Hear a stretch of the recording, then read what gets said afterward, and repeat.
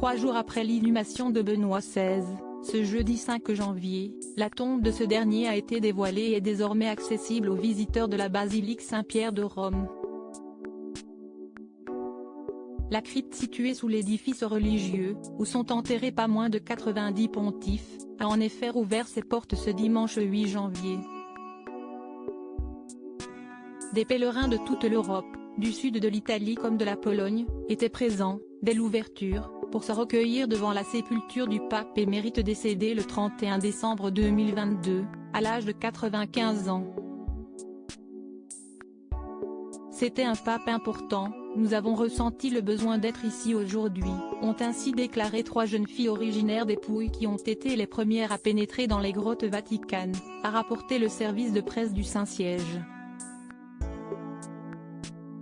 Benoît nous donne de l'espérance, a de son côté souligné un groupe de Vénitiennes tandis qu'un homme venu de Varsovie a affirmé qu'il s'agissait de l'un des papes les plus importants de l'histoire. Sofia d'Espagne, Clotilde Courreau. Les têtes couronnées présentent aux funérailles de Benoît XVI une place bien particulière sous la dalle de marbre portant l'épigraphe noire Benedictus pp 16, repose le triple cercueil traditionnel, un premier sarcophage en chêne à l'intérieur duquel a été placé un cercueil en zinc, qui contient lui-même le cercueil en cyprès de Benoît XVI.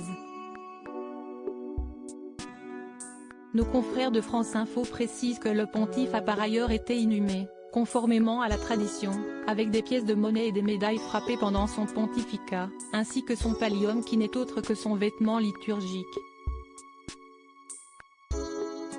Quant à la place de la dite sépulture dans les grottes vaticanes, celle-ci n'est pas anodine puisque Joseph Ratzinger a été enterré, selon sa volonté, à l'endroit même où se trouvait la tombe de son prédécesseur, Jean-Paul II, avant que celle-ci ne soit déplacée dans la chapelle de Saint-Sébastien à l'occasion de la béatification de Pontife en 2011.